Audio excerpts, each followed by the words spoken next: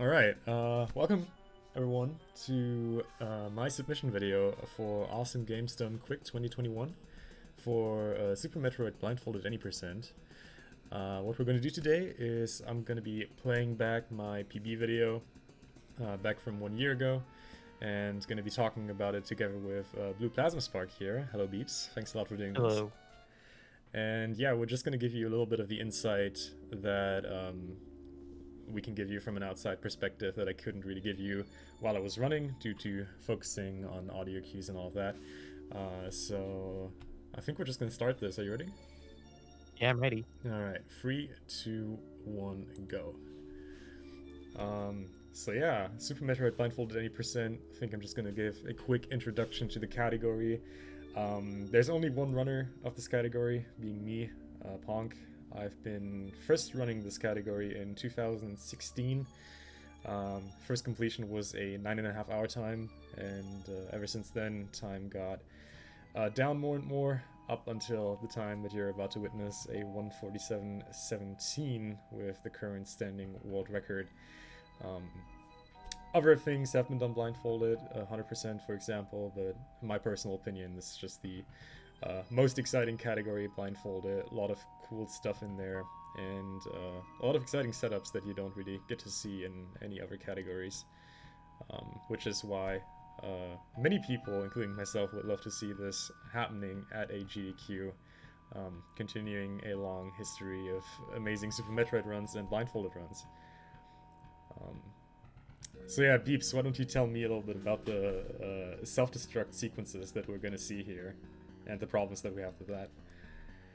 Oh yeah, so one of the big things about Blindfolded is that you kind of can't see anything because, well, you have a blindfold on. So there's a lot of ways to move around in the game that are more or less normalized. That's what we call it. So basically, if you move the same way, you'll probably get the same results. There is some RNG in this room that yes, don't be working with, but if you notice how Punk is standing still and then turning around and he just automatically spin jumping, that is a sort of normalized movement. So you're gonna be seeing that a lot, and it lets Punk get out of Series Station without too much of a problem actually. And Series Station is actually one of the first challenges that any new blindfolded runner would encounter. Yeah. The big reason why we have to exclusively rely really on normalized movement here is the fact that Series Station, the escape sequence, as well as the escape sequence right at the end of the run, has a very eerie, loud alarm tone. And that alarm tone actually overwrites the sound that we would normally use for orientation, which is, for example, a sound that indicates that Samus has landed after a jump. So with the fact that we cannot technically hear when Samus lands outside of the spin jump sound stopping, it's just good that we have a way of moving where we technically wouldn't even need sound to begin with, and just do the same setup every single time just by pressing the same buttons.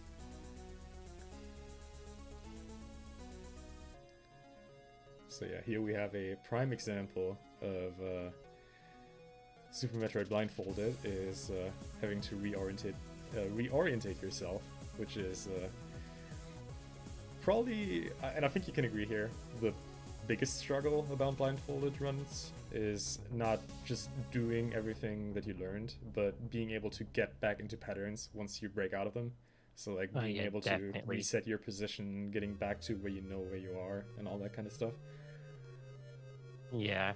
I mean, one of the things, like, I would say I haven't done a blindfold run myself or finished one, but I have done a significant amount of practice in them, so I do have some authority in saying that there's a lot of rooms that look they feel like they're different than when you do blindfolded. Like, you don't really realize that there's some sections that might just throw you off and get you stuck, but they do exist if you can't see them. Yeah, and that's the thing, like, obviously, if you think about things that might be difficult, you think about, like, huge vertical rooms, like the climb, being able to get up all these platforms, but really what can be the most struggling thing is these, like, many tiny edges everywhere that you get stuck on that you might not even visualize when you think of the room, and that can really heavily throw you off. And most of the time for the big things you have a setup, right? But for a lot of these tiny things, when you need to improvise just that tiny bit, it gets a lot more difficult. But thankfully, right now in the run, we're basically only going down, so that's always a lot easier than going up. We got our first items, Morph Ball and the missiles. Gonna get another set of missiles, and now we're going up, which is a lot more interesting, I'd say. Yeah, I will say that going up is a lot, it gets a lot more interesting and a lot harder than going down, because when you're going down, you can let gravity do all the work, but when you're going up, you have to land on all the platforms. Yeah. Otherwise, you'll just fall right back down. And we'll see the first big room, as Pong mentioned earlier, the climb. That is kind of one of the first big vertical rooms in the game. Yeah, and Beeps has mentioned earlier already that there are many ways of having like some kind of normalized movement, meaning that you do a very lenient button input that will always move you to the exact same pixel no matter what. And this is something you're going to see here a lot. Most importantly, I'm going to use two different kinds of normalized jumps here that we call the auto spin jumps and the bunny hops, and I'm going to use them both, as well as very strict setups on when I want to shoot which pirate here on the wall. And when done correctly, it looks kind of like this, where you only ever need one shot for each pirate. You hit every single platform, but all these jumps are completely normalized. If I do this setup 100 times, it will always look exactly the same 100 out of 100 times, just because I'm using purely normalized movement. That's where I actually misremember what one of the pirates is, but I'm able to recover from that. And it's basically, this kind of room is mostly a test of memorization, not so much of like execution skill and muscle memory, which there are definitely also rooms of.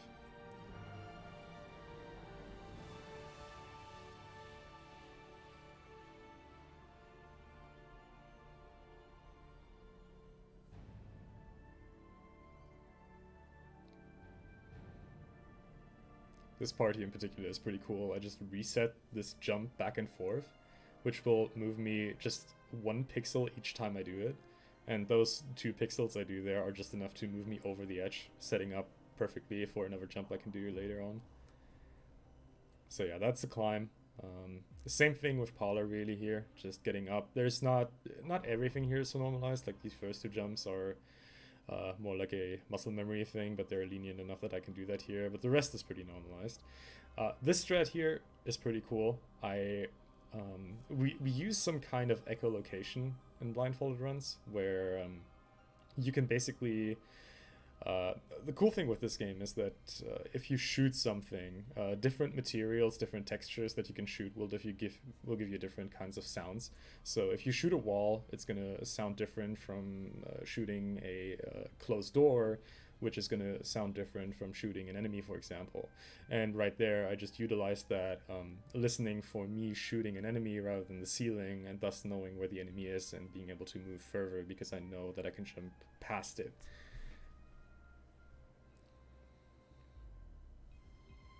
Also, a really small thing that you may not notice, especially because you can't really hear the game audio right now, is that whenever Punk enters a door, he'll sometimes just be holding shot. Basically, when you're holding shot through a door, you won't hear any of the P shots go through because you're in a door transition. And you can use that to kind of figure out if you're in a door transition or not. Yeah, if you don't do that, you tend to, stand in front of the door, maybe because there's a tiny ledge and you didn't make that last final jump. And just spamming shoot or other things while in door transition really helps you out, just knowing that you're in a different room and have to prepare for the next setup. Bosses in this run are pretty interesting. I'd say most of the bosses are pretty unique in the way we approach them.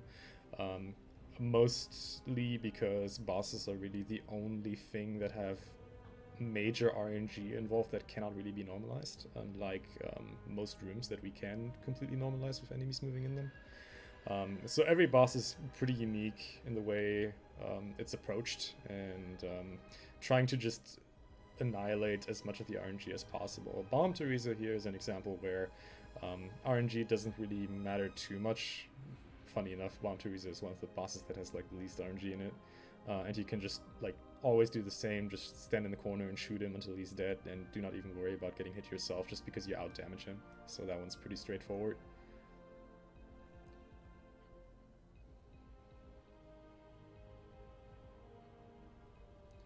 So, as I mentioned earlier, we're trying to, well, I'm trying to optimize this run as much as possible, going for as close to an 80% round as viable in this. Really, there's only like one major deviation in this route compared to the old route 80% route. So we're doing a bunch of the sequence breaks that you would see in a normal speedrun, including the early super setup that you know from basically any Super Metroid category, skipping the Spore Spawn fight and just getting super missiles early with a Mock Ball. However, it's set up a little differently than you would normally see that. Like usually you would see opening the door and just jumping through it, getting the Mock Ball right away. But I have to do it a little differently here because I cannot really do the jump Mock Ball. So what I will do here is I will set up on this little ledge here right above me. The problem is that the setup I do to set up here takes so long that this guy here that spawns down here would always push me off. So what I do is I shoot him, have his drop on screen, and while his drop is on screen he cannot respawn and knock me out of position here. So I failed the Mock Ball there, but that's generally the idea, because if I wouldn't do this and would let him respawn, he would knock me off right here and the setup wouldn't work. So this can be a little tricky. This is definitely one of the more finicky things Blindfolded, but it's so fast to reset that it doesn't really matter, and it's always going to be worth it over fighting Spore Spawn. And there we go, short top Mock Ball over the bridge, and now we're set up to get early supers. We'll say Spore Spawn would add even more RNG to this as well. Right. And Spore Spawn isn't even fought in 100%, so Blindfolded too. So don't ever bother stratting that fight. One thing you will see throughout this run is me collecting a lot more ammunition than you would usually see in an 80% speedrun. There are many reasons for that. The biggest reason really is the last two bosses, Dragon and Ridney, that I need a lot of ammunition for, because charge shots are not as reliable as they are in 80% whiff sight. And another reason is that basically the only reason that you can skip so much energy in 80% in the first place is that you can do Zep Skip. And while Zep Skip is possible Blindfolded, it's not really worth it to do. And since we're picking up so much ammunition anyways, just for the bosses, small spoiler, we're not going to do Zep Skip, and all the ammo is going to help a lot for that.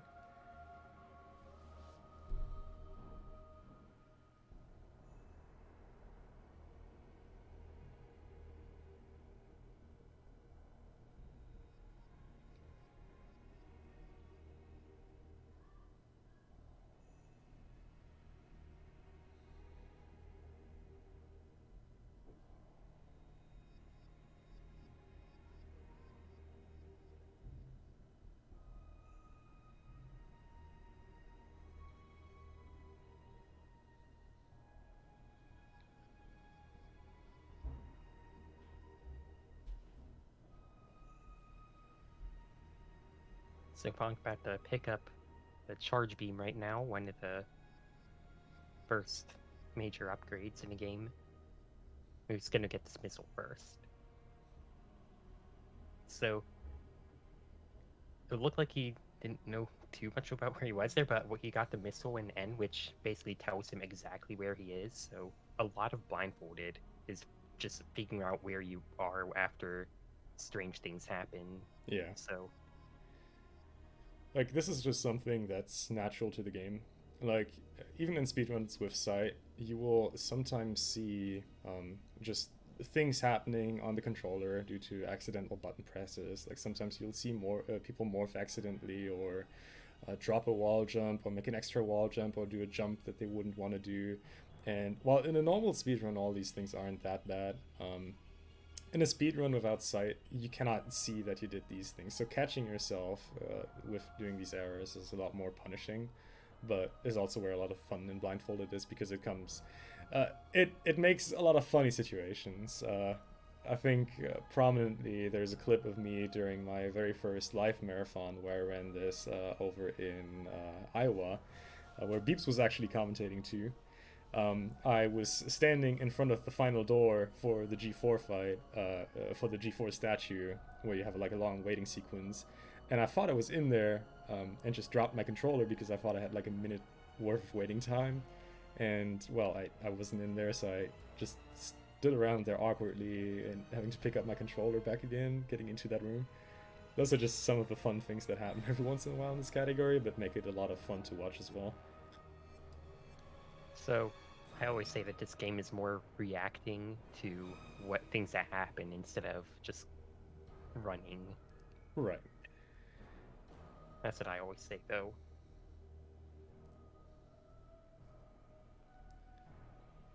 So now we're grabbing early Spacer here.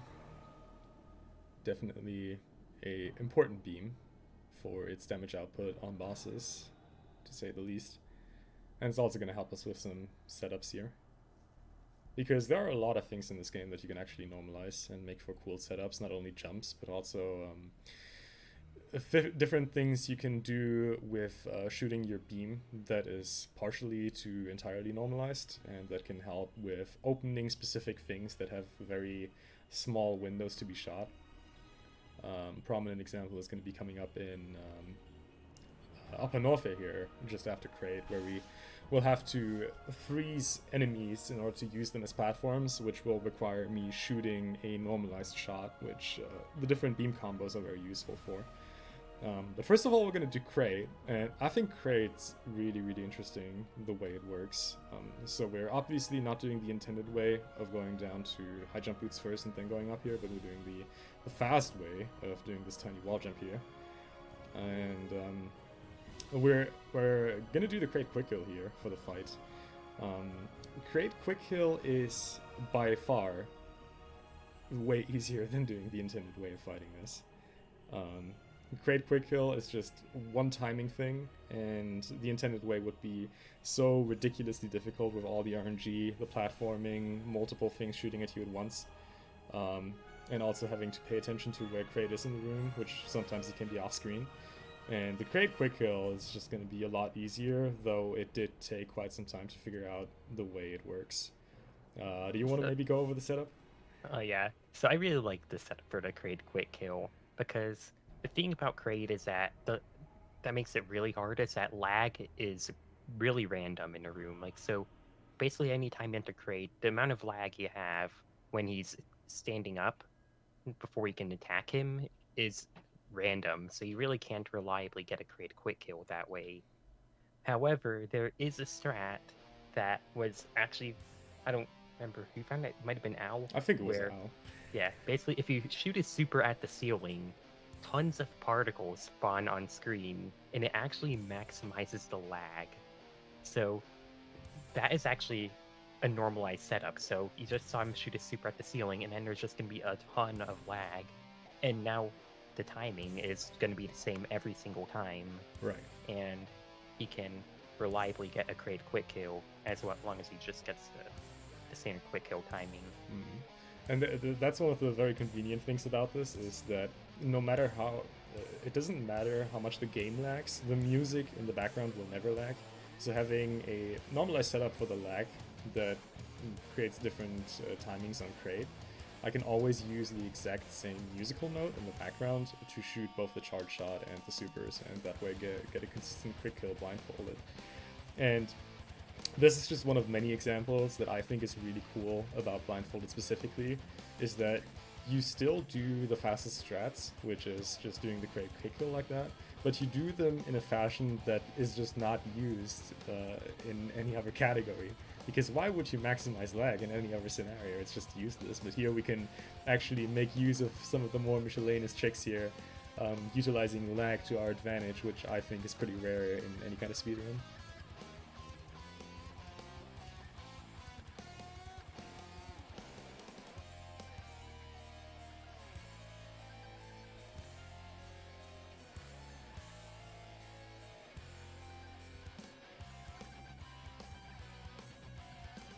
just getting an extra E-tank here. Energy being really important because we have to damage through a lot more things than you usually had to in a speedrun. In a speedrun with sight, that is. So this extra energy is going to be very useful. And we're coming up on Norfair, which definitely has some of the most interesting setups. Also, some of the setups that took the most to like get down and research. Also, shoutouts to elevators, just at this point. Always a lot of fun. With elevators working the way they work, it's sometimes possible to stand on an elevator, pressing down and not using it, just because of collision oscillation. So you have to really inch down on these elevators to get them right. If this was like Metroid Prime, where you can just walk into it, this would be a lot more convenient, let's say that. Another small sequence break here, getting ice before having speed booster with another Mach Ball. Ice will actually make hitting speed booster a lot easier.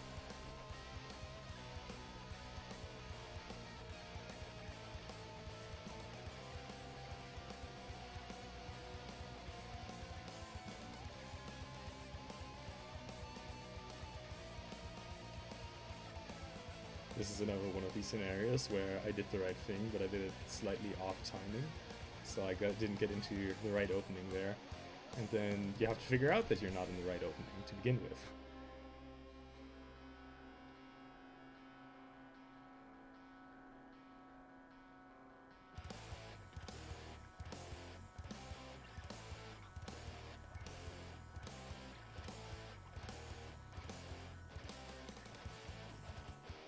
So now we have Ice Beam. Ice Beam will allow us to, well, first of all, deal more damage, and second of all, freeze enemies to use them as platforms, which is going to be coming in handy. And we're shortly going to be coming up on, actually I'm going to talk about this first. So another trick that you rarely see is if you hold a, oh wait, I'm not doing that in this strat, interesting. I thought that was in the strat. Well, anyways, we're coming up on high jump boots, and well, we said before that there are two different kinds of normalized jumps, the automized spin jumps and the bunny hops. We now get that with a different height, and since you can de-equip and re-equip high jump boots at will, we're basically now at the point where we have 4 different kinds of normalized jumps, well, 2 different jumps with 2 different kinds of boots.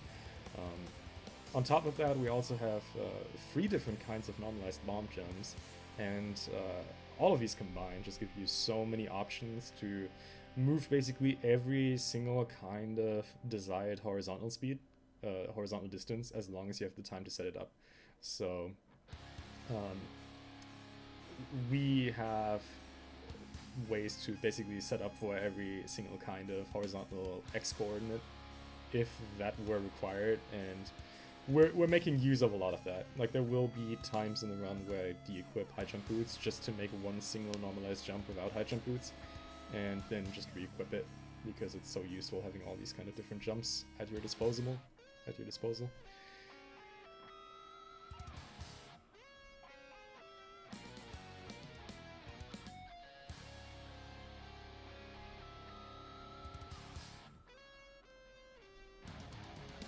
This also sometimes happens, accidentally opening doors and running inside them. And this in particular happens a lot.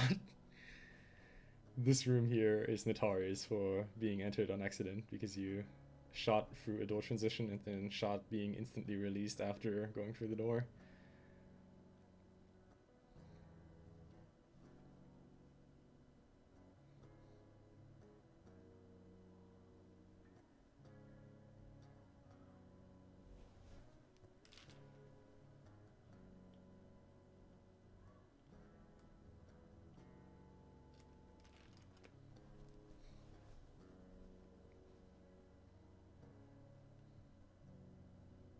So as mentioned earlier, you can take off high jump and put it back on to make some normalized setups easier. But you don't see that too often because pausing is kind of slow, but you're actually going to see that right about here. Puck is going to turn off high jump to make a jump in just a little bit. So this setup actually utilizes a lot of things. I'm gonna enter the safe station here, buffer a shot through the door so that the shot is always gonna be at the same spot. That is gonna freeze the waiver here to the right at always the same spot.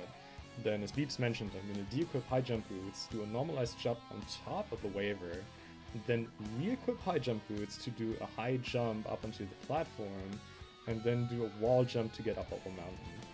And there we go, get the wall jump, and you're over. And this jump, this setup here alone saves so much time. But it's, again, one of these setups that's very, very precise and really only used here because in any other run you could just jump over and wall jump, but here you have to be a little bit more creative about it.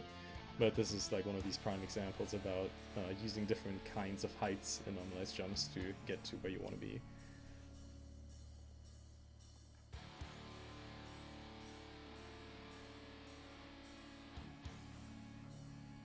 And speaking about normalized movement, we're actually going to be coming up on Speed Booster, which is yet another way of making normalized setups.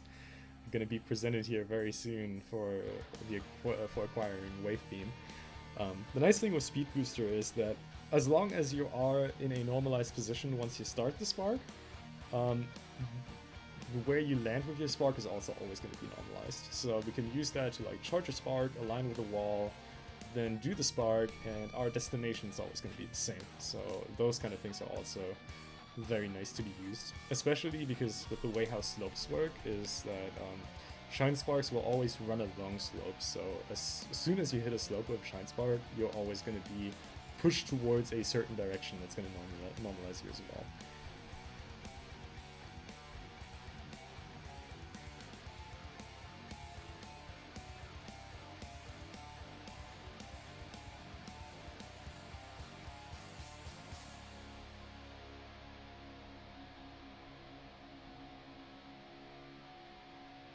So I believe the strat here was to just charge a shine spark and then diagonal spark over to the right.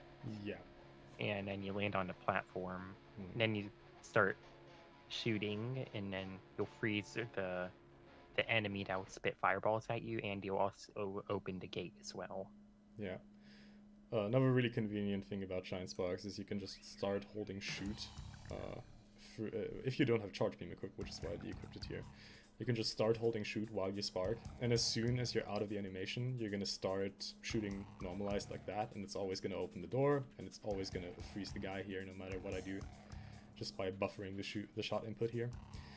The reason why I had to reset the room here, actually kind of interesting, is that the little platforms at the top, I need them to be in a certain position, and even though they were off screen,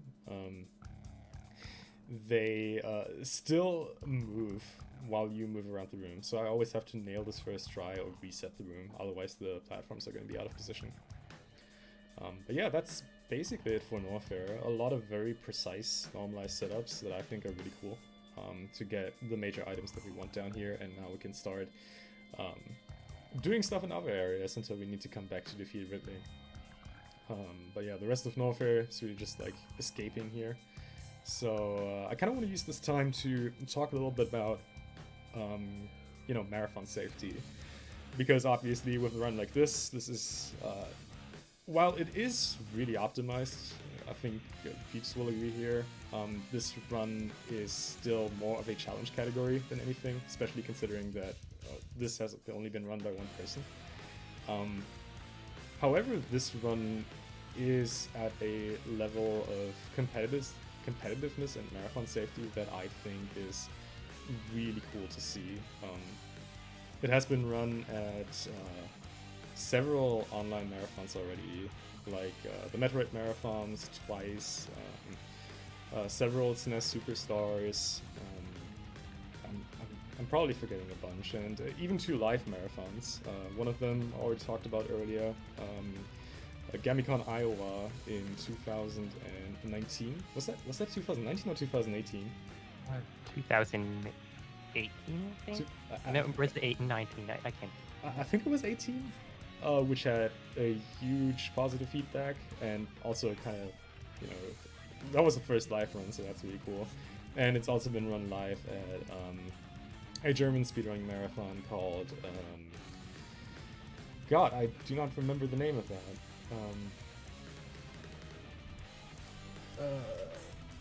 Oh, the Game Break Days, right?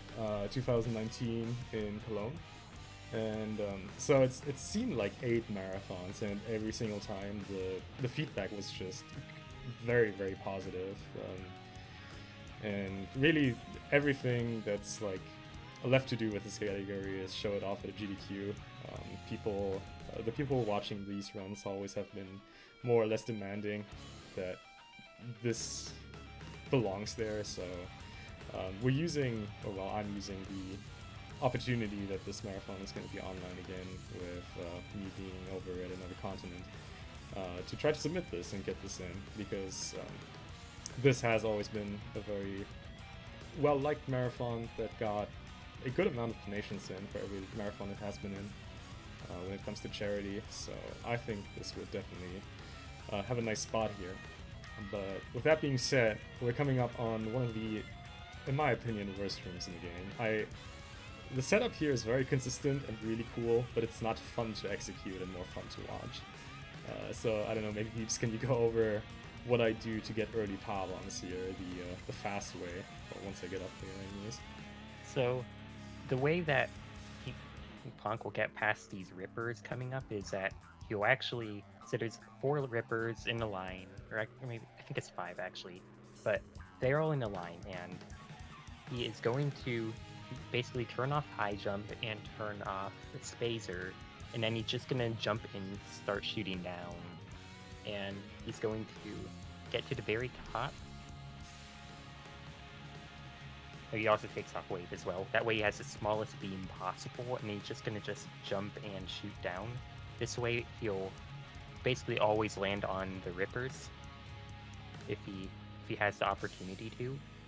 He's kind of getting screwed over by this one here though, which is why this setup is kind of annoying, but once he gets up, then he doesn't have to worry about that. There's so many more rippers. And then on his top one, he's gonna get on top, and then once he knows he's on top, he's gonna shoot his super downward, and now he's going to turn on all his beams and high jump, and then he can do an auto spin jump to the right if he does a small little moonwalk to the left and get in there.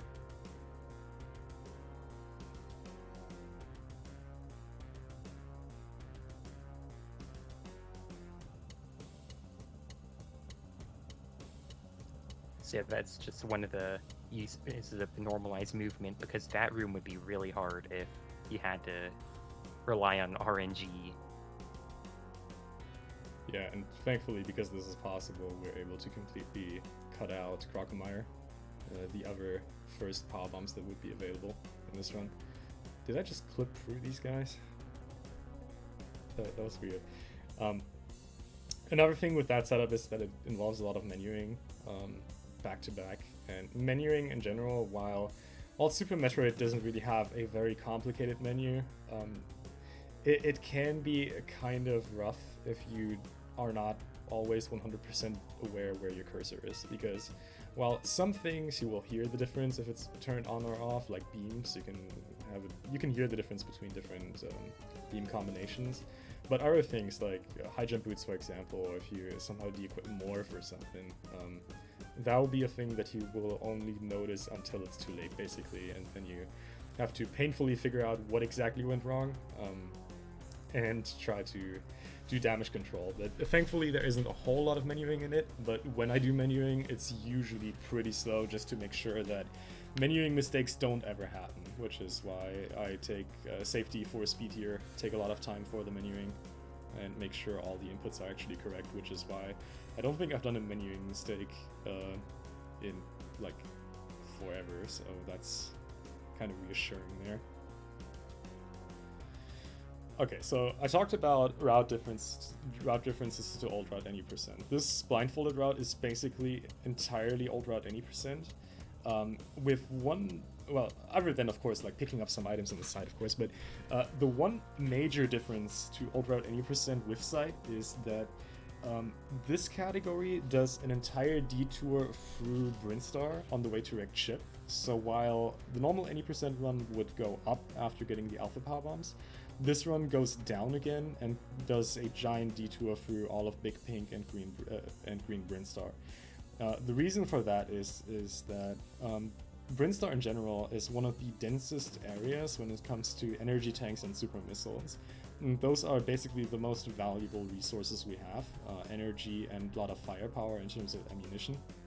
So this detour really makes a lot of the more difficult areas and the more difficult bosses possible. If Ridley or Dragon would not exist and Mother Brain would be slightly easier, I guess I could skip this. But really, this entire cleanup here with getting the more supers and more energy is just for mostly these two bosses, Dragon and Ridley. And some parts of Low and Off here. So yeah, you're basically gonna be seeing me here do kind of a reverse-ish hundo cleanup, where I only get the good stuff and skip all the things that are slow and don't give me a lot.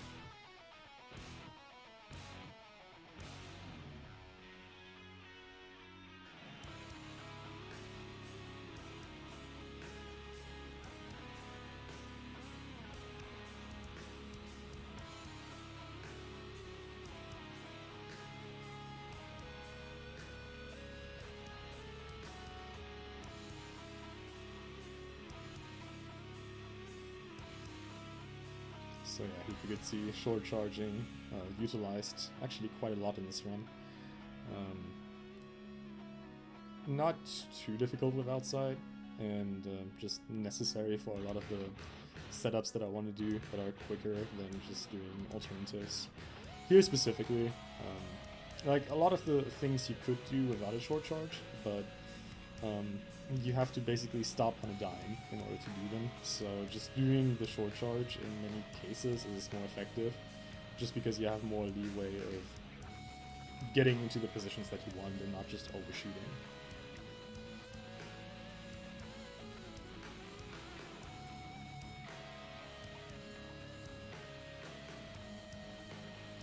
So next interesting setup, I believe, is getting Spore Spawn? No, we're skipping that. That's 100% only. Skip that now. Do want to give a shout out to Deeps here though, who found me a beautiful setup to get Spore Spawn supers in 100%. But this route is actually kind of tight in terms of what I'm picking up and what I'm not picking up. Like I wouldn't need those extra 5 supers, though I could get them, but I couldn't like skip another 5 supers. So yeah, that's fair. I think the run collects 42% items. There's not a whole lot extra that you should pick up, or a lot of whole extra that you should skip. It's the entire route is kind of optimized around those 42%. And slight confusion there. Wall jumping is one of these things that can throw you off a bit, because it's hard to judge vertical distance while wall jumping. We're going to see a beautiful prime example of that in Meridia, where we have to do a wall jump around a corner, which in this one thankfully goes like second try or something, but it is not fun to do.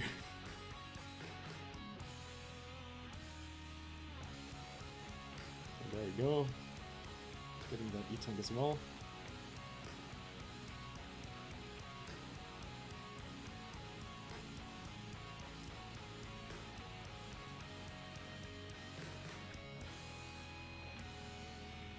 And I think I didn't know that I didn't enter the door there, so that happens.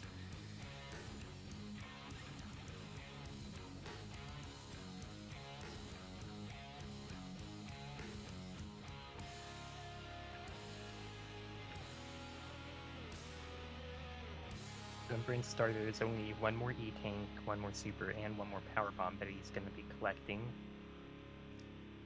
And they're all in the same area. Here I really have to watch out. I'm intentionally stopping there so that I do not break through these speed blocks there, falling down to the decor. cool as the Decora is, it's very slow to visit. Yeah.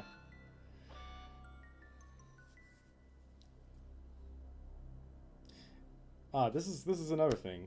Improvisation. We talked about it. So I'm pressing item select 3 times here, trying to lay a power bomb. I'm realizing that even though I'm pressing item select 3 times, I'm not laying power bombs, which draws me to the conclusion that I do not have power bombs. So now I have to deviate from my path, go to the next closest location that has power bombs, and just get some. So this is another example of me having to improvise something just because something earlier went wrong, or I didn't get the drops that I wanted. And yeah, this is, again, in my opinion, one of the cooler things about Blindfolded. It's just, well, first of all, encountering a problem, recognizing it, and then coming up with a solution on the fly, which in a Metroidvania specifically is really cool. Metroid in general, like, with how popular Blindfolded runs have become, and, you know, probably going to talk a little bit more about the group for Blindfolded Gaming that we founded back in 2016 during the run. The approach to runs is very, very different for many different games, and while some games are just very, very strict when it comes to how you can do stuff, like basically to the point where if you make one mistake, you have to reset. Like very hard platformers like DKC, like you're just completely reliant on everything working out the way you planned it to, and if it doesn't, you have to just reset the level. This game is the exact opposite. Like, no matter what goes wrong, you can always save yourself out of it, and that's in my opinion what makes it so fun to run and also so cool to watch, is that there is no, well, at least in this category, there's no soft blocks. You can always get out of it as long as you're smart enough about the game and play well enough. So, as Beep said, this game is a lot about reacting to stuff. This definitely holds true to Blindfolded.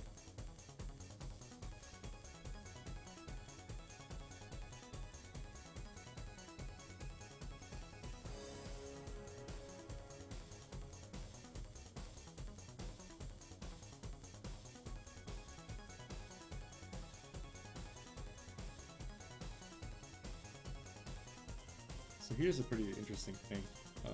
So I open up the ceiling, and what I do here is I do a full jump, and I listen for when the landing sound occurs. And if the landing sound occurs like right after I jumped, so if there's like only a very short hop, I know I'm still stuck under the ceiling. I crouch forward, repeat the same thing until I hear that I do a very long jump, and then I know that I'm aligned with the opening, and then I can just jump out. So this is one of the things that's not technically normalized, but with how little you move and how precisely you move, it's basically always working anyways, just because of how the setup works.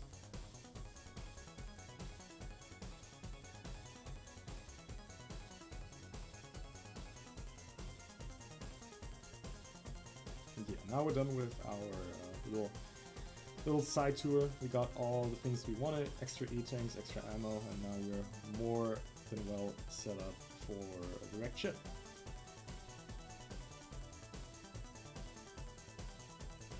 Which, as you know, the intended way to get a direct ship is grapple beam. We're not going to use that. We're going to do 2 short charges across the moat and the ocean in order to just spark to the direct ship.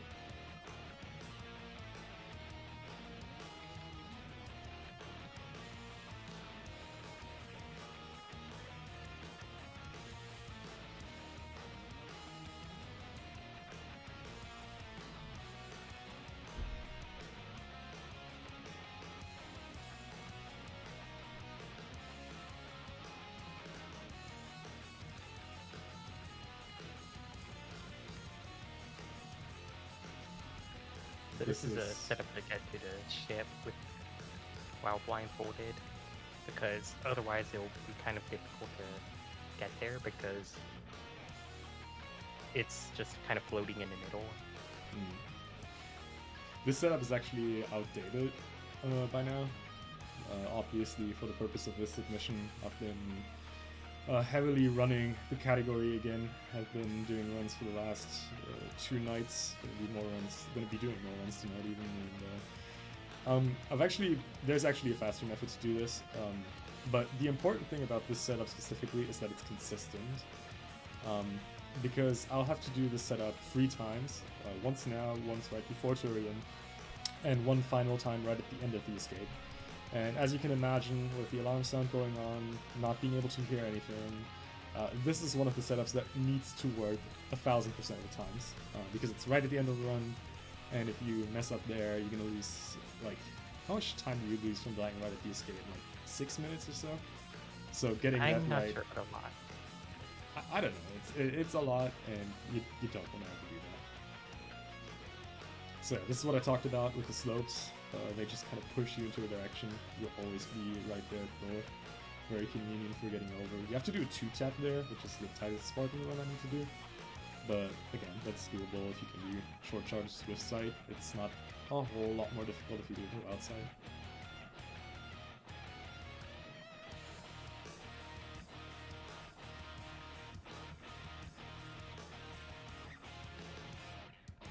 Shout out to Kojak here.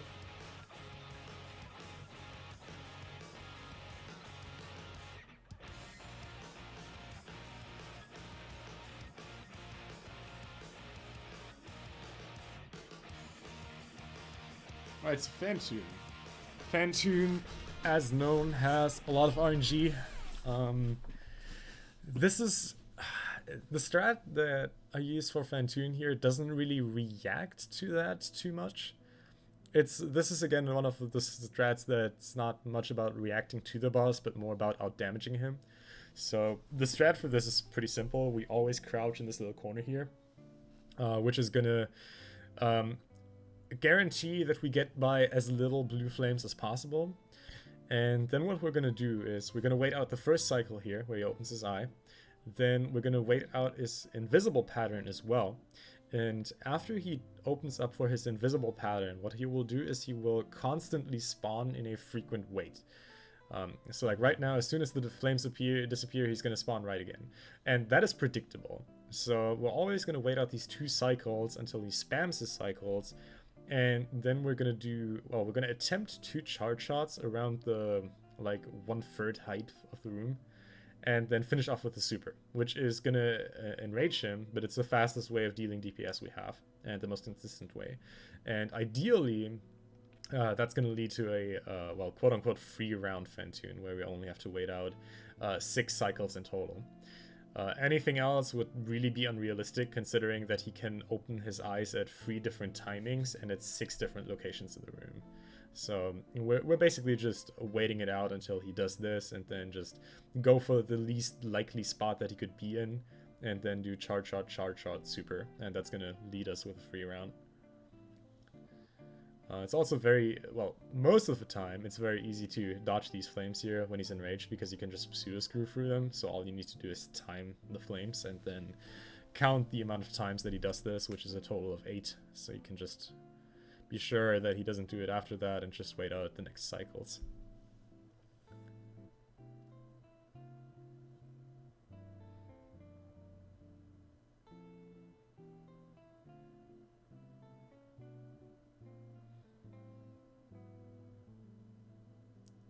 So yeah, there we go. Just one more charge shot. And there we go, free round. It's about as good as this fight goes in theory, unless you get faster patterns, of course, but this is just a lot of RNG. But due to the fact that we have to do so many patterns, RNG isn't actually that big of a deal, because with a lot of patterns, the variation in terms of how much time this fight costs is very low.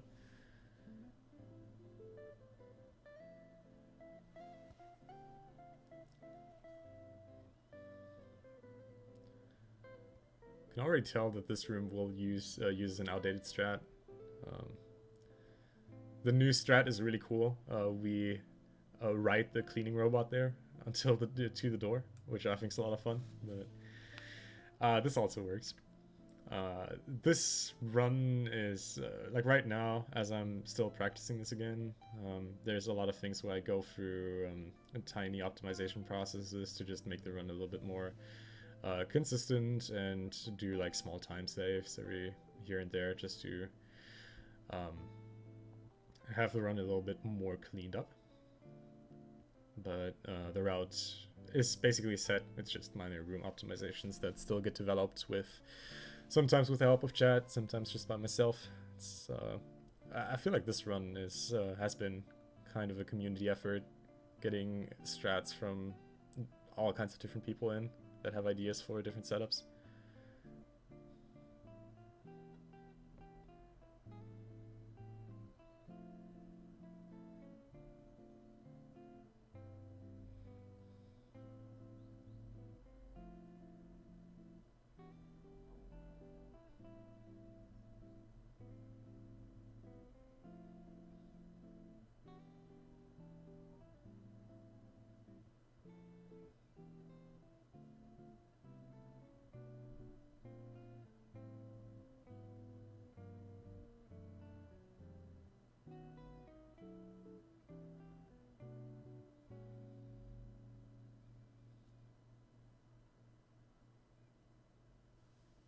So coming up is the room called Attic, and like the strat for this room.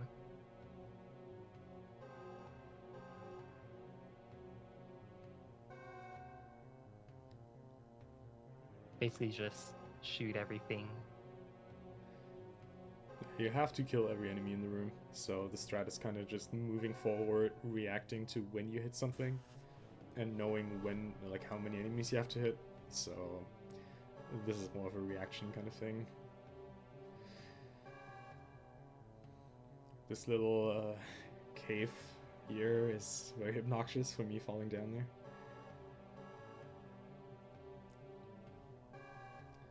And well, we're just going to be coming up on bowling, which is just running through it, jumping a bit, and then we're going to get gravity suit, and that's where the game is really starting to pick up, because we're basically just be running from boss to boss at that point, trying to finish the game as fast as possible, because we have basically all the essential items that we need, minus the 2 major boss items that we still need, Screw Attack and Space Jump. Also gonna get Plasma Beam as well. Right. Sorry, yeah. Plasma Beam pretty essential, but at this point, it's basically a run to the next objective. Not really picking up anything on the side anymore. Well, for the most part, that is.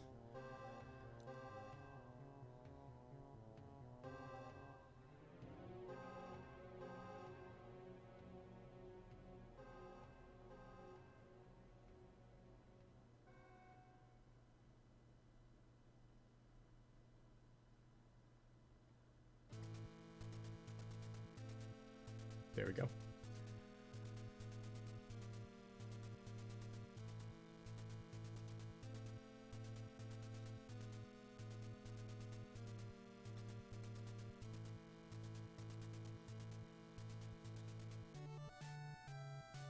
So with gravity suit, should be obvious. Water physics basically become air physics.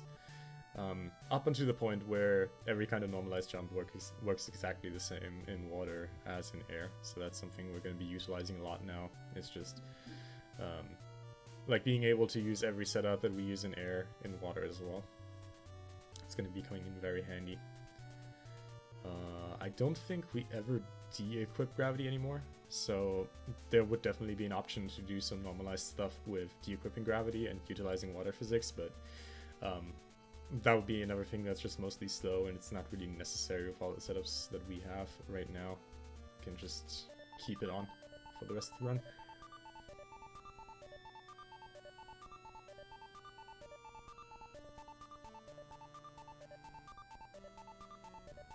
Very fast elevator right there. Yeah, sometimes they're going well. Every once in a while. Making another trip, well, our last trip actually, through Hellway, the room right here to the left.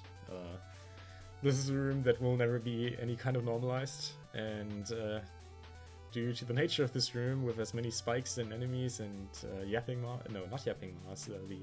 The vile plumes. Samus eaters. Yeah, the Samus eaters. This run is this room deserves its name. It's not like a big threat or anything. It's just a constant annoyance going through this room because it's just Samus getting hit, Samus getting chomped on, and you just praying that some of these jumps actually get you towards where you want them to go. Yeah, that room is just kind of bad.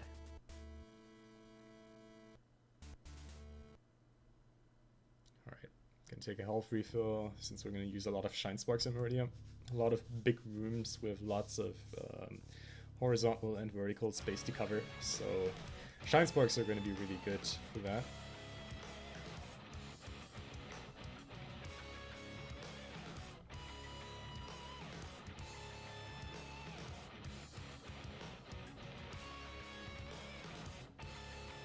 Yeah, so let's Ponk know about how much health he has. Right, that is a very big thing. Unless you are at a farming station or a refill station, where you can always get up to full. Basically, at any given point, you have to kind of assume the worst on where your health and where your ammo is, because you cannot realistically know. Of course, with enough experience on runs, you will always have a certain kind of benchmark, like, you know, okay, I have like around like 10 supers here, or I know I have around like 30 to 40 missiles here, like that many power bombs, about this much health. But you can never know for sure. And especially with bosses, it's important that you save up your resources as much as possible, or be in a position where you can comfortably know what you're at before the boss. This year is going to be a pretty cool setup. We're going to use Mama Turtle here into babies to align with for a Shine Spark up in order to grab the sea tank, because Mama Turtle is in just the perfect spot for this to work here. Just gotta hold right after the spark. Always gonna land inside the E-tank. And now Mama Turtle is angry because we took her E-tank and shot her baby. Hey, I'd be mad too. Yeah, I mean, she is right, but we really need the dirty E-tank. Alright, here we're going for another Shine Spark, aligning with the wall in order to get a perfect position for getting out of this room. As you can see, sometimes short charges can be a bit rough without seeing it. As the audience, you will understand my frustration here, as you're unable to see if I actually got the Shine Spark or not. Or how close I was towards it, rather. You can only hear it. And we are through the door. Another Shine Spark setup coming in here. This is actually one of the cooler Shine Spark setups. We're sparking all the way at the left side of the wall. The spark is going to kill this crab here. The crab is going to drop something, and we're going to use that timing for the drop being collected for when to hold left and get into this little opening. Which is really, really fast, and I get a drop and it's normalized, so that's like the best of all worlds combined, really.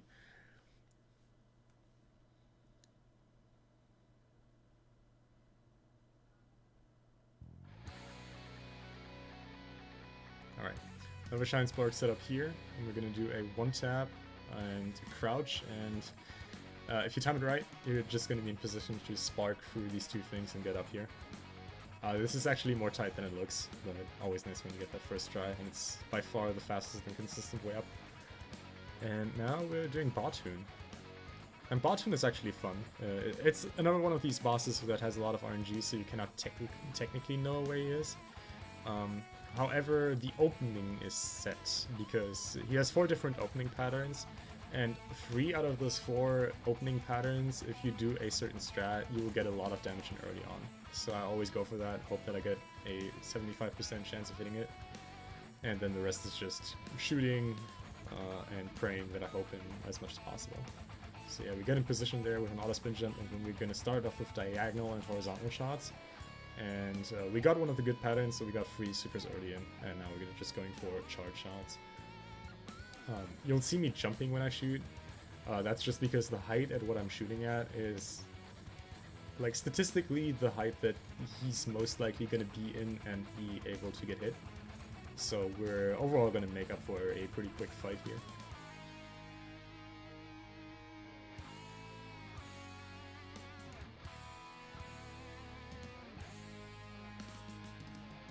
Alright, coming up on another Shine Spark setup here. It's not really viable getting the C-Tank from the left side, so what I'm doing here is I'm sparking like this to be able to get into the tunnel consistently, and then just get the E-Tank the more or less intended way from the right side. Basically annihilating the risk of me getting stuck in the falling sand here. And now, coming up on Colosseum, I'll let Beeps talk about why Colosseum is probably one of the most terrible rooms in the game for Blindfolded. I think it's a terrible room in the game in general as well, so... Okay, fair enough. Yeah.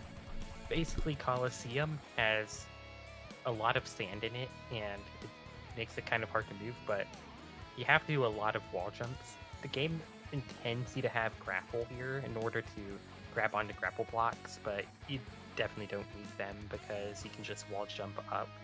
But there's one wall jump in there that Punk mentioned way back in, I believe it was in the E-Tank room in Brinstar, where basically you have to wall jump around a corner, and it's a really difficult jump blindfolded. It's kind of bad when you're not blindfolded as well, but you basically can't just do wall jumps straight up, and you'll be seeing that in just a little bit.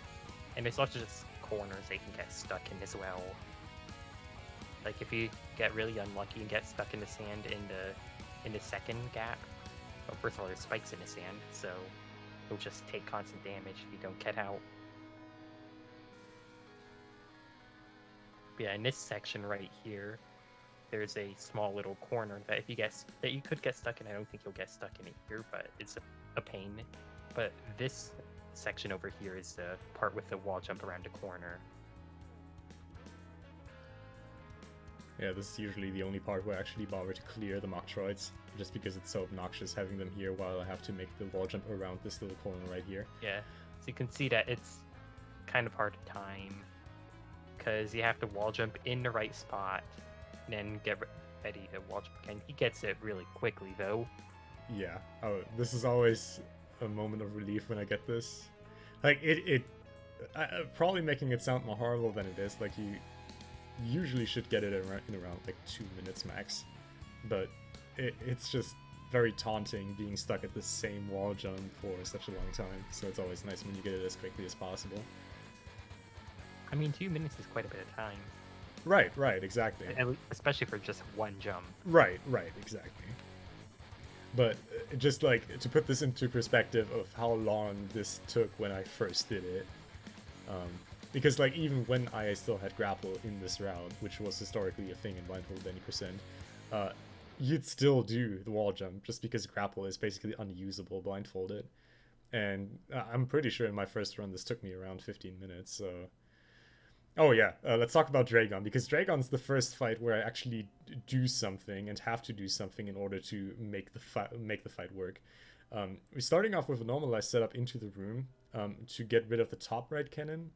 And then in this iteration of the run, I do 2 unnormalized setups to do bottom right and lower left turret as well. At this point, I already have 2 normalized setups to get rid of all 3 cannons, but this run still did kind of a YOLO strat. You can see that one of the turrets is even alive, and that makes it a lot more difficult. So let's talk about this fight, because this is actually a lot of things that you have to pay attention to at once. I want to say the most difficult boss fight blindfolded. What you do here is you run towards one side of the room and listen for Dragon to hit you. And if there is a goo sound for Dragon gooing like this right after you get hit, you know that she starts gooing on the same side as you. Then you run all the way over to the other side, start shooting the goo, and then do ammunition into her. If there's a long pause between you getting hit and nothing happening, then that means she goos on the other side. Then you have to jump over her, reset the pattern, and repeat until she goos on the same side as you. Which is why the turrets make it so much more frustrating, because those hit sounds can mess with that timing thing. And this is a real threat to die here if you don't pay attention. If you pay attention and kill the turrets, this is very safe, I'd say, but it's still the boss where you have to pay attention to the most audio cues and to react the best. Just because there's a lot of stuff to pay attention to, and just a lot of things that can go wrong if you don't react perfectly to what you hear. One of those instances where you technically have all the information that you need, but since there's no stereo sound in this game, you don't know like if stuff's coming from the left and stuff's coming from the right, so you just have to track the fight start to finish on where Dragon is, and there's only very few reset points technically where you can 1000% certainly know where Dragon is without having tracked it.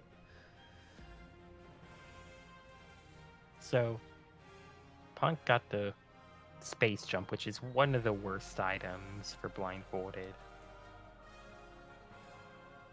because it does allow you to do basically infinite jumps, but the timing is really bad on it, so it's really easy to drop space jumps and not know that you dropped them until you hit the ground. It's just a big pain. And if you thought this room was decent on the way back, it's not. It's still just as bad. But yeah, in-air space jumping is absolutely terrible. Obviously, we're still going to collect space jump just because we definitely need it for some rooms. But I can already tell you the rooms that we will need it in are very bad. They're not normalized, they're just trying to hit space jump and hoping for the best. And there are very few rooms where I completely rely on space jump, but those rooms are 1000% necessary. In water, space jump is a lot better, because in water you can just spam the jump button and it will work, and you will gain height infinitely and you will never drop a space jump. But in air, it's this does not work.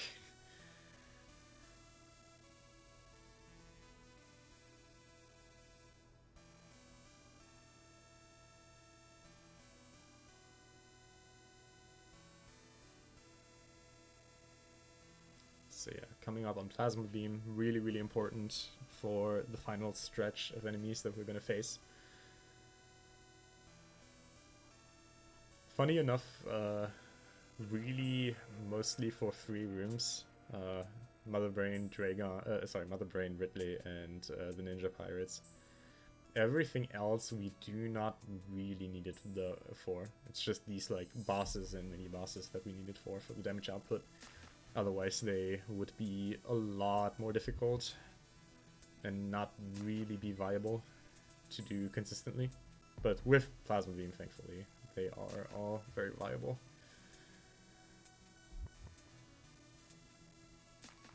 Alright, so this setup is pretty cool. We're doing 2 auto spin jumps to the left here, which is going to give me just to the edge. And then I'm going to wall jump off here once and then just spam space jump. And spamming space jump in air is possible, but you're going to lose height. So for these kind of scenarios, it's actually alright. You can just lose a little bit of height and still get in. But any kind of scenario where you are reliant on gaining height, space jump is not your friend. So here we have a lot of little platforms with little edges that make it hard to get on top of them. Cannot really do anything normalized here. This is one of the rooms that's intended for space jump, but as you can see, we're avoiding to use space jump here and just use wall jumps because they're just that much more consistent to use.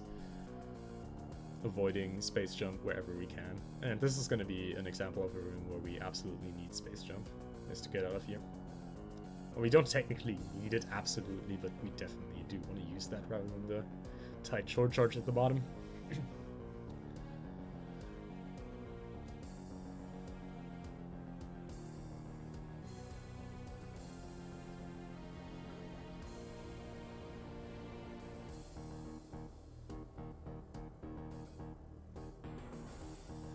Alright, so now to get out of here, we gotta wall jump up one side of the room and then do at least one space jump to get out of this little opening. And there you can see, I pressed, well, you couldn't see it, but I did a jump input, didn't register, dropped the space jump, fell down. Now I gotta reorient myself, know I'm at the bottom, go back to this wall jump up, space jump again, hope that it works this time. And there we go. there I thought I went, but you can you get the idea of Space Jump being a terrible item for Blindfolded.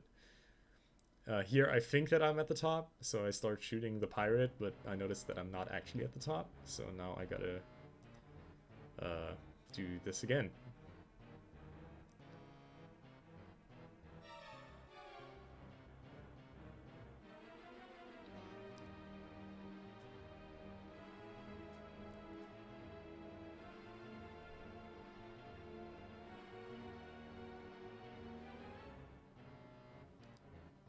Can see that I'm shooting upwards there at the left wall.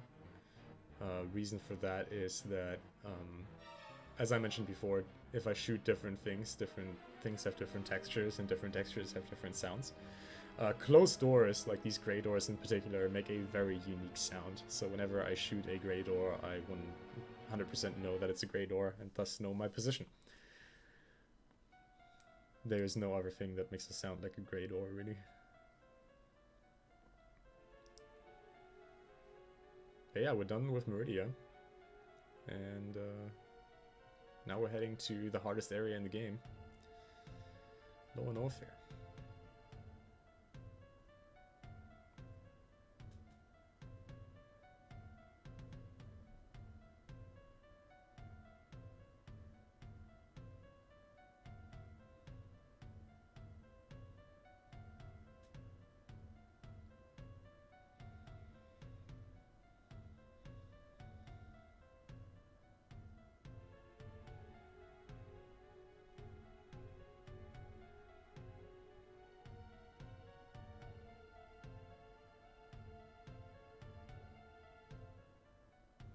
Definitely one of the cooler strats, using ultra at any percent, just charging a shard shot up there, running through, and then just due to the underwater nature of this room, spamming Space Jump to get through there with maximum rounding speed. A lot quicker than waddling your way through the quicksand. That room could either go really well or really terribly. Yeah, there's not a whole lot in between.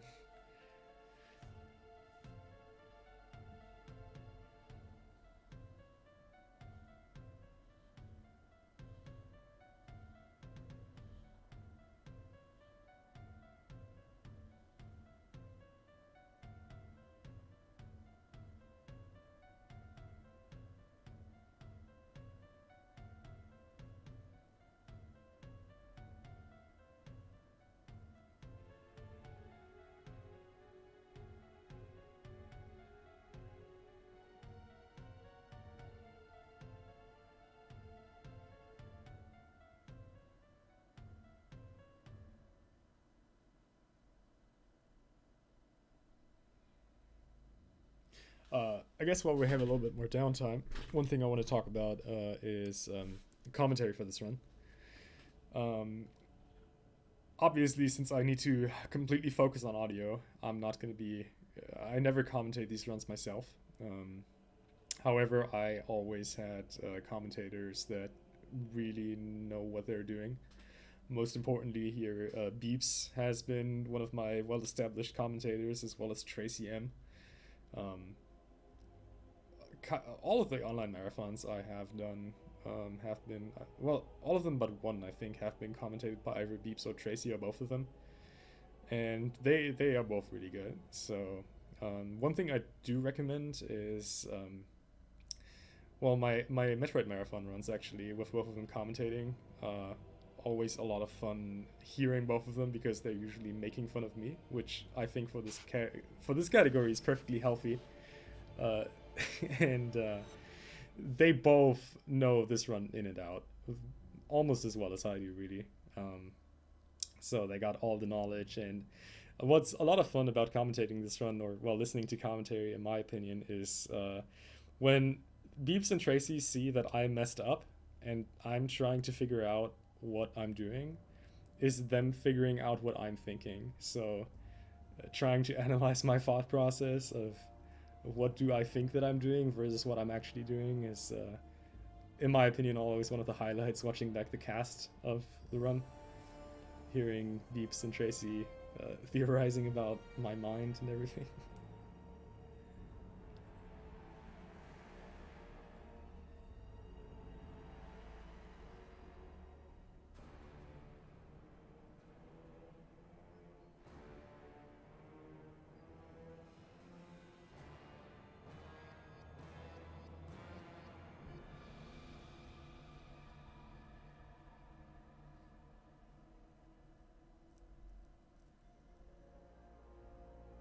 my video may have desync, but now you're entering Lower Norfair.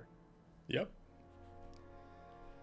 So again, this is one of the harder sections in the game because enemies here deal a lot of damage and there's just a lot of enemies. And you're still going to GT in this route.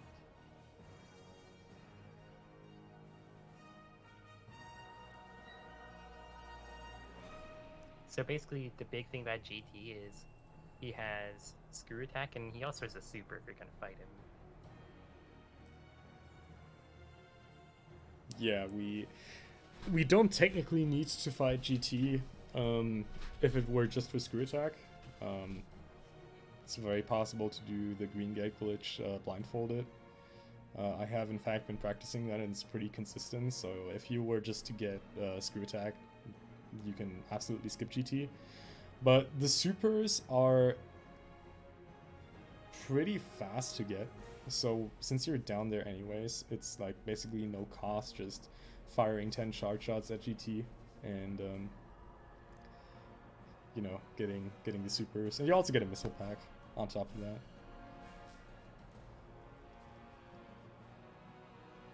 So yeah, this fight is just super slow just because we have the max damage beam combo. Sorry, super fast, not super slow. You can just see doing exactly the same thing as in so many boss fights, just jumping, shooting, and we're always going to hit him because his hitbox is always going to be at the same spot. It's a lot like the Bomb Torizo fight a bit more than an hour ago. Right.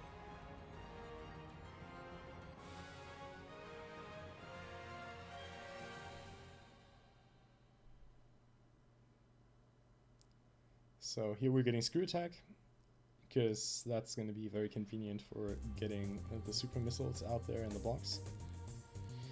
And one common theme that you'll notice here in these remaining rooms of, in these upcoming rooms here in Lower Norfair is that the game really wants you to use both Screw Attack and Space Jump.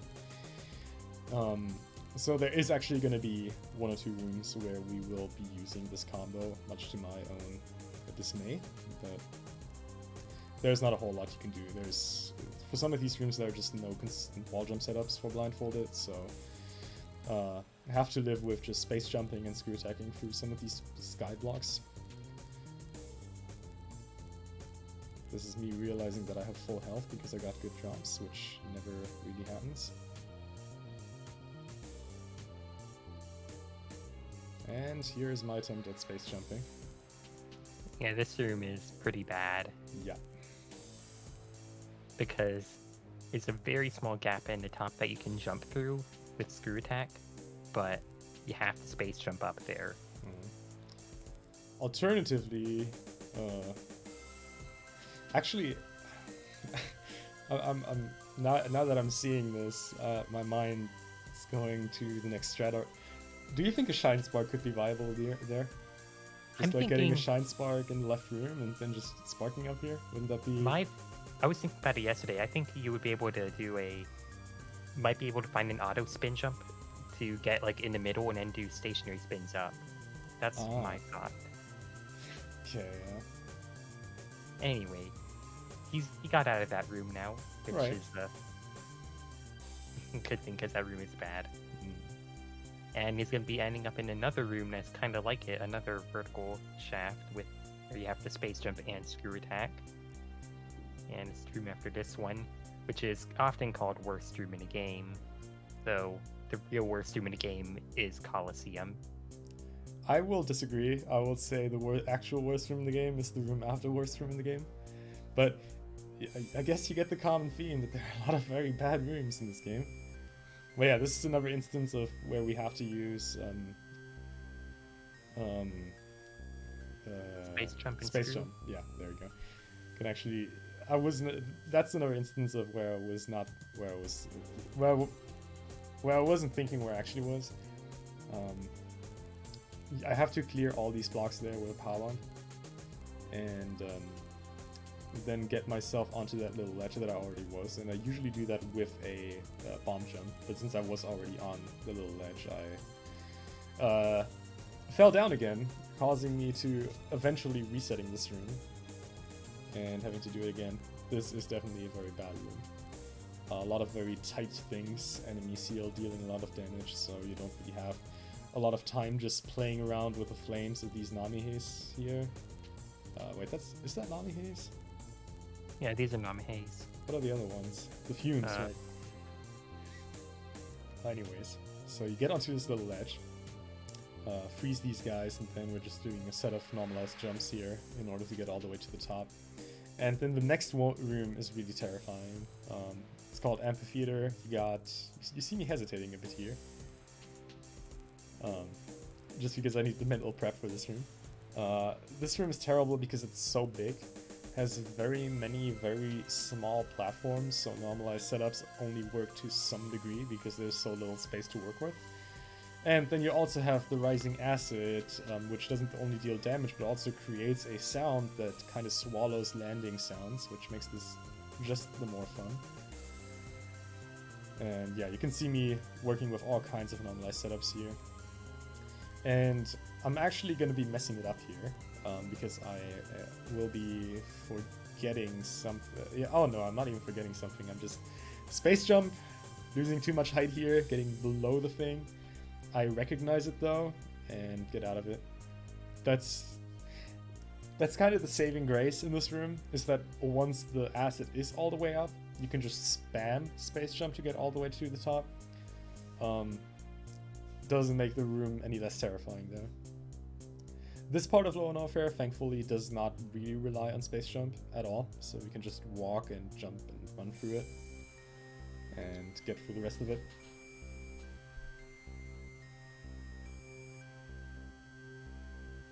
However, we will be coming up on another very difficult boss fight.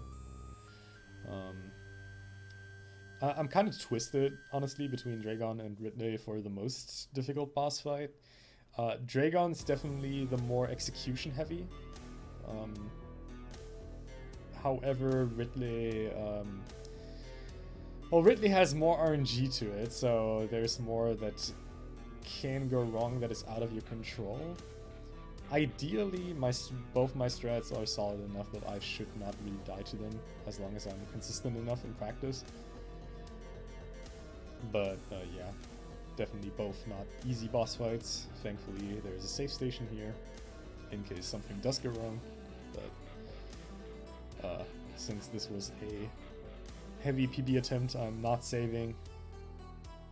This is something I would do in a marathon, always. But yeah.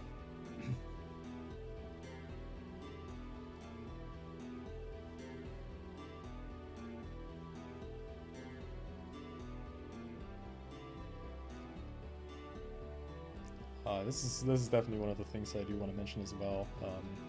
It's not really visible in the timing yet.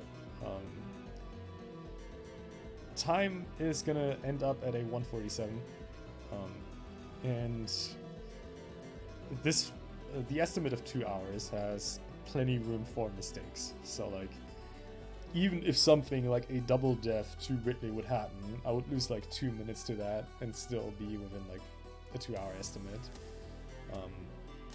Not even accounting for mistakes that happen in this run that might not happen in any potential next run. But while 2-hour estimate might seem not a whole lot, considering the PB before this run was a 219.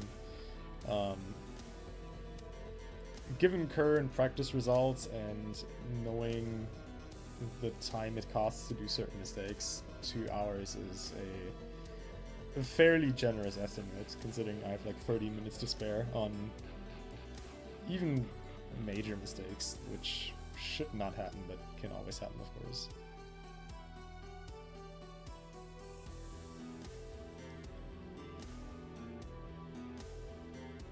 So just farming up a little bit just before Whitney.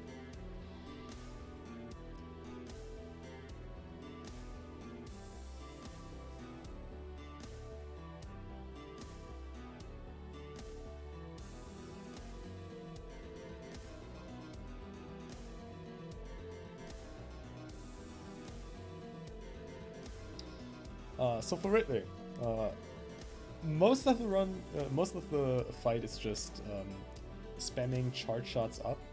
However, the opening is fairly precise and important.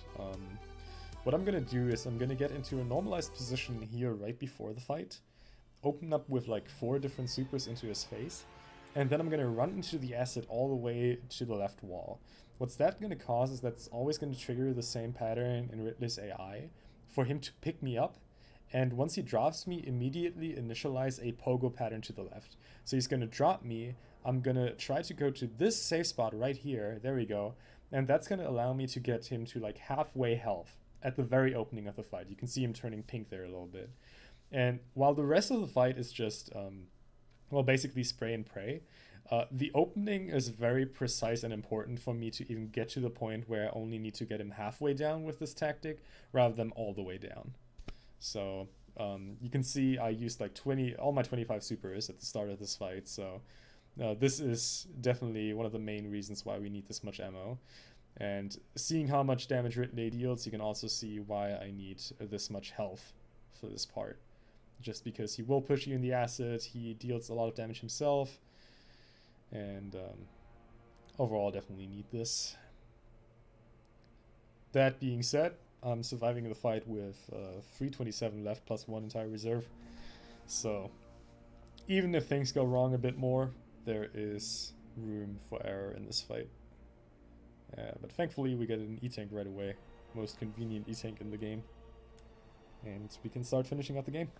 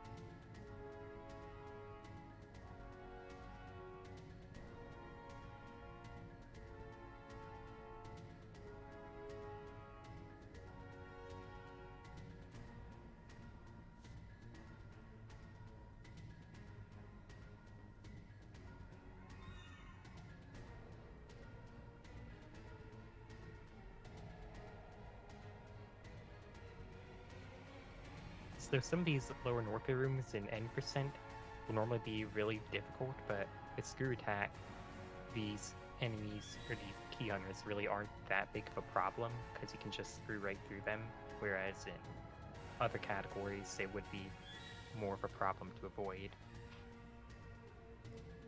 Yeah, Screw Attack deals per frame damage of like 2000, so that's good enough to one-shot basically every enemy in one frame as long as you touch them. And since a lot of the setups here in the lower area are auto spin jumps, I'm going to be spin jumping anyways, activating Screw, so not a whole lot to be worried about.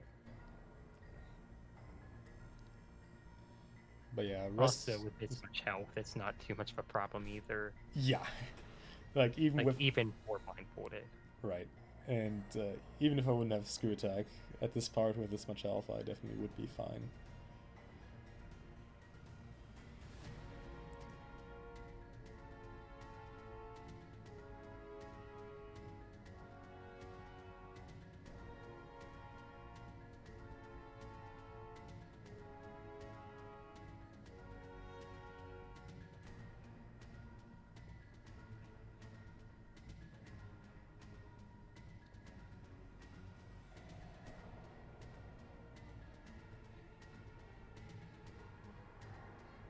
So yeah, even though I could just jump out of there normally, you can see me doing auto spin jumps just to immediately kill the enemies as soon as I get out of there and get right into the position to leave low enough for good.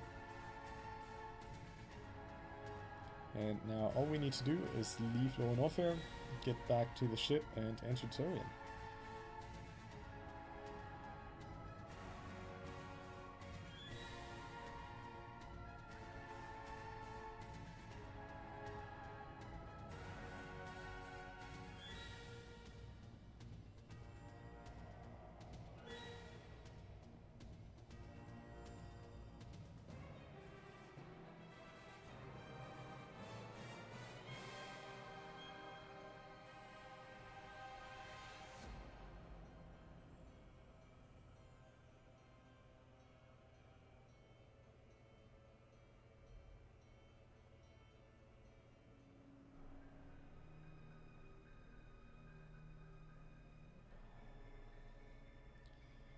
Once again, classic entering high jump boots area because I was holding shot through the door.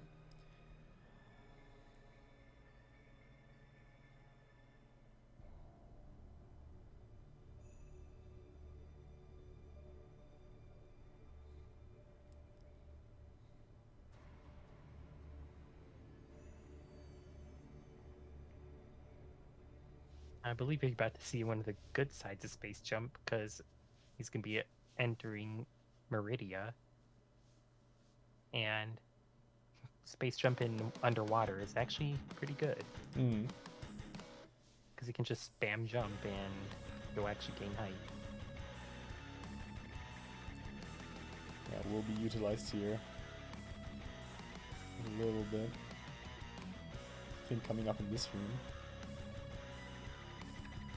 And especially in Screw Attack, yeah. You can just... So what I just do here is I spam jump and basically wiggle left and right so that I don't get stuck under any platforms, and I always gain some height and get to my target.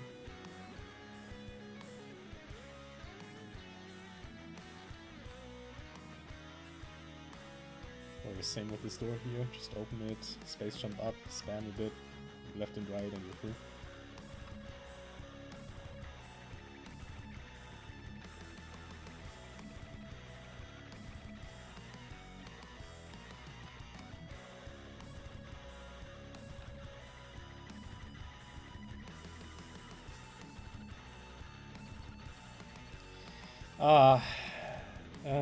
Killing the fish. Yeah. No one saw that. It was your own fish too. I just I just talked about how terrible holding shot through a door is. That happens. It wasn't my fault.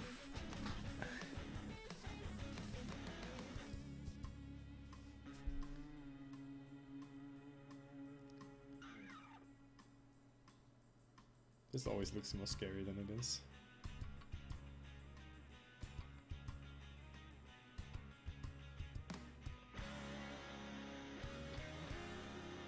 Yeah, this setup is outdated. I got a new setup by now.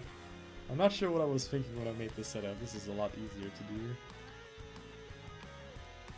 Like I do the exact same thing that I'm doing here, but I started from the right side, which completely skips the part of jumping over. This thing is symmetrical.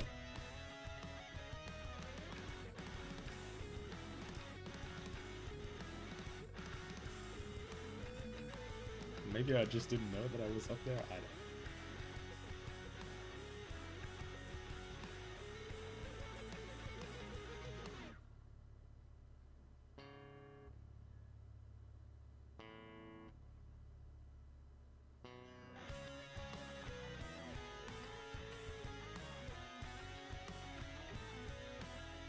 So here, I believe you're just gonna go right back through the door, so you can set up for the ship refill very easily.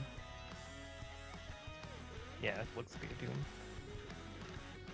As mentioned, the setup here just aligns with these blocks, and since I'm running through them and they do not respawn, need to reset the entire room. Which we're also going to be seeing at the very end of the escape.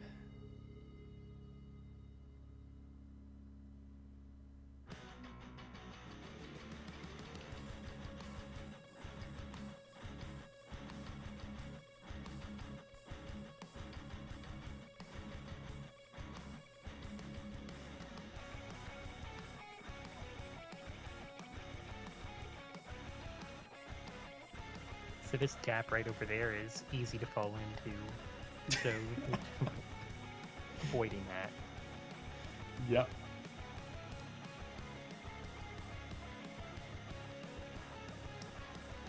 Definitely see the panic kicking in there for a moment.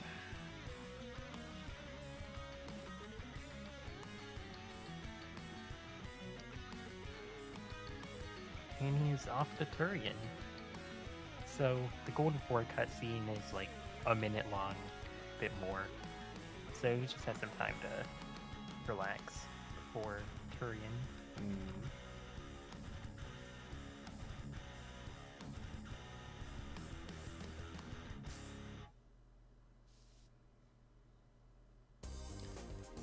Alright, so let's talk a little bit about Metroid rooms. So there's actually an error in my PB, which was me not picking up a third power bomb tank, and I'm gonna notice this as soon as I hit the elevator. Usually I have 15 power bombs in here, which means that the strat is to power bomb the Metroids in room 1 and room 3. Because the rooms are so wide and the Metroids are widely spread, it's not very efficient just like manually collecting them or manually killing them one by one. So what you abuse here is the fact that Metroids can be attracted from off-screen while laying power bombs. So having these extra PBs is very, very useful for that. And also in case I am messing up room 2 and room 4, which the usual strat is to just intended strat, freezing them, killing them in one group. I can also use the extra power bombs as a backup to kill them. But yeah, in this run I only have 10 power bombs because I forgot a pack, which shouldn't happen, but either way, not really a big risk either because I could just farm more after killing some Metroids. I get absolutely ridiculous power bomb RNG though, so either way it's fine. You will see the strat though. I think. So like, I jump around here, and even if I wouldn't miss a Metroid, those power bomb explosions right here would normally collect the other Metroids. But this is actually also not the setup that I'm currently using. The one I'm using right now is a little bit more refined, but the base idea is the same. Collecting Metroids with power bombs from off screen, making sure you get absolutely everyone. This is a bit unfortunate. I actually got the shot aligned, but got moved out of position by the Rinker in the last moment, so I still had to use PBs here. But idea is to get the shot in, shoot them with supers, get the drops, and get out of it, just like normal 80%. So yeah, the next Metroid is gonna give me insane power bomb drops if I remember correctly. Yeah, like 3 drops from 1 power bomb. Which, and I mean, 3 power bombs is all I need for a single room, so.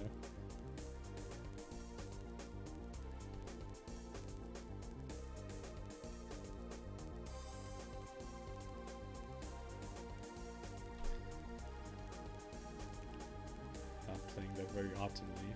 Usually you want to get double explosions in for the Metroids. So if you jump too high, a second explosion hit is not going to proc. And room 3 I think should go as intended. There we go. So just grouping them like that, just like a normal 80%. And then getting a single shot in.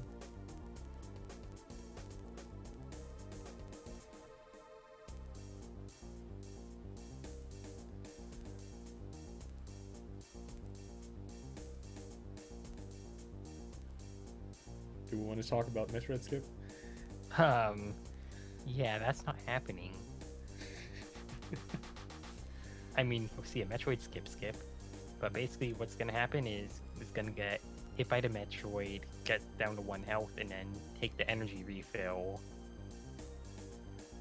I guess that's something we haven't talked about yet.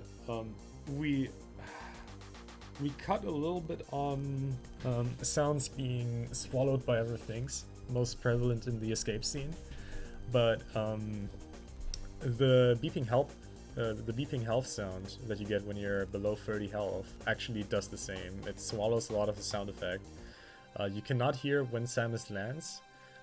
Also, you cannot hear doors opening. So if we would have sound right now, as soon as I open the door, it's not going to make its usual sound. So this is one of the scenarios where you're actually blind and deaf for most of the run, just not being able to hear and see until we had this hit this convenient energy refill and can hear again. Yeah, the health alarm is really bad.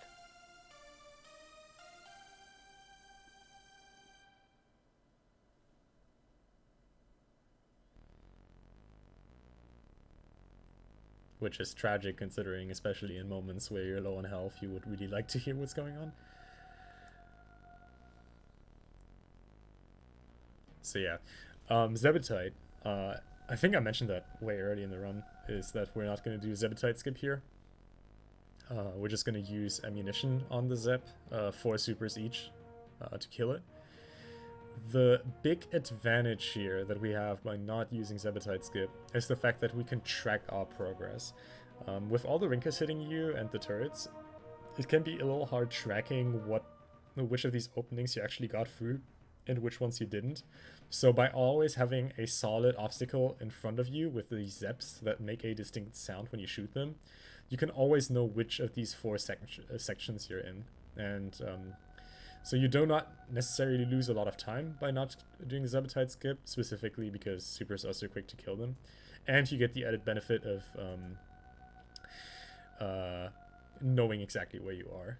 And now we're just going to use this normalized position here in the acid to shoot Mother Brain and get Mother Brain 1 down. This is probably one of my favorite strats, just standing there in the acid and shooting her. But we have enough health spare that we can easily do that. Mother Brain 2 itself, not too difficult with our beams and our health. Though I will say, if you want to have some fun, you can just dodge all the attacks. Just yesterday I managed to get a damageless blindfolded Mother Brain 2 in, because all her attacks have a very distinct sound that you can react to if you're fast enough. But either way, health should not ever be a concern in Mother Brain 2. Or you can just not dodge it, which, depending on how much health you enter with, makes more sense. Just because, well, once the rainbow beam hits, she's gonna damage you down to below 100 health, and the longer that takes, the more time you lose. So sometimes it can be better to just not dodge things, but as you can see, it's very easily doable to just dodge attacks.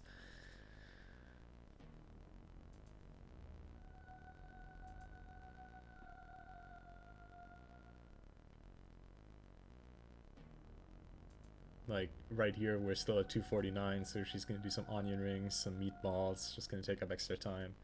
But you cannot know what health you're on, so I think Beeps said yesterday that's always better to just dodge stuff, just in case you are on low health, to just not die. Unless you're really that good at tracking your health, which would be really hard with all the acid damage you're taking before the fight. It's then it's actually pretty convenient in 100%, because you can just run into Mother Brain until your reserves trigger, and since you have full reserves, 400 health, you'll always be at the perfect spot.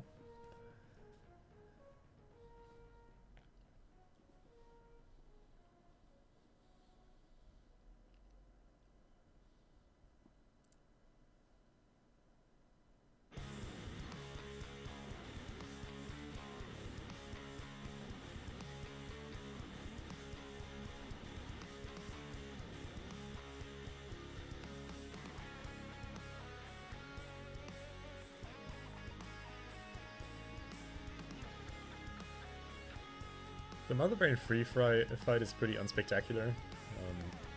You just stand in the corner and shoot diagonally up left. It's a little slow because it creates lag, but there's not really a way to do it faster, just because the optimal strat would require reacting to Mother Brain's movement pattern. So we're just doing a basically foolproof strat, which creates a little bit more lag because there are multiple rainbow beam shots on screen at once. And more of enemies, Mother Brain's particles.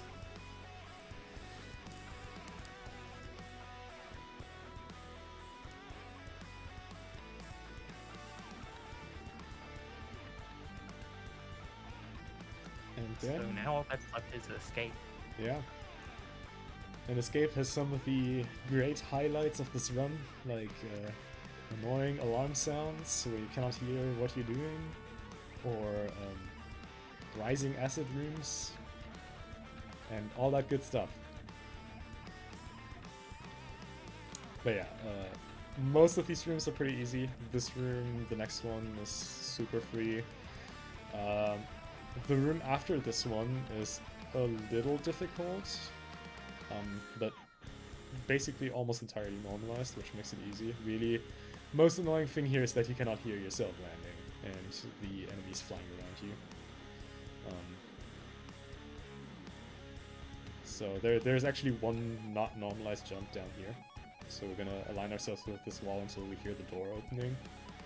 And then we're gonna fall down until we hear the second enemy down there dying. And this jump right here to align with the wall, while it's very lenient and has never failed, it's technically not normalized, what all these jumps are. But like these three jumps, where you do not even have a spin jump sound that could indicate that your jump has landed, you just do completely blind and deep. So you cannot hear anything, you just blindly have to hope that everything works because it's normalized. The incline here is pretty straightforward, you just spark up. Nothing to do wrong here really. Especially with the door already being open, you should never miss the spark. And then this room is actually really scary, because this one has a lot of jumps that you cannot hear when they end. Like these two, or the ones at the very top. However, most of it is also normalized, so it's one of these things where you just have to rely that the stuff that you've done a million times will work every time. Yet you still cannot hear it, so it's always scary. And as you can see, timer is running kinda low, especially compared to normal runs, but we do have a lot of leeway, and this run will save the animals with I think about like a half a minute left. So I guess now it's a good time to say that the save for kill incentive could still be a thing for this run. right, absolutely. And blindfolded saving the animals is pretty cool as well. Yeah. Like, this is definitely more tight than your usual escape, so having this added factor of extra time loss is definitely cool. Plus extra setups, it's always nice. And yeah, save or kill has been done for... well, this has been done on 2 charity events, so there have been 2 save or kill the animals incentives already for this, and it was always something that was both appreciated and used a lot, so I can definitely imagine this being a thing for a AGDQ incentive. So yeah, you can actually see me here deliberately not dashing so that I do not break these blocks. And then doing this ship alignment thing one last time. And with, yeah, just like 36 seconds left, we're done. With a 1:47.17. A little late on the timer. So yeah, as you can see, really cool run in my opinion. Would love to run this at GDQ. I do have already greatly established commentators that would do it. I don't know, Beeps, do you have anything more to say for this submission video? I don't think so. I think it covered most of it, and anything I really wanted to cover, we already covered during the run. But yeah, it really is a cool category, and you do see interesting tech that you just would not see in any other sort of run. And you get the fastest ending too. Sub 3 IGT. Well, but yeah, that's basically it for the submission video. I know, well, of course, this is the video I'm going to submit, but if you have any more questions or interest, I definitely recommend checking out some of the older marathon runs. Most specifically, the 2 live runs that I've done, as well as the blindfolded any percent race I did against Bubsia at the last Metroid marathon, Metroid Zero Mission blindfolded versus Super Metroid blindfolded, which game is the fastest. And of course, if you have any more questions or want to know more stuff about the technicalities of this run, feel free to hit me up on Discord or Twitch.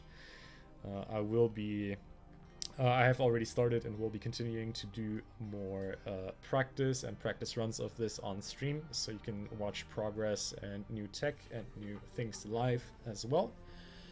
And other than that, thank you a lot for watching. Beeps, thank you so much for commentating the PB with me. Glad to have you here. Of course, thanks for having me. And yeah, thanks for considering this for AGDQ 2021.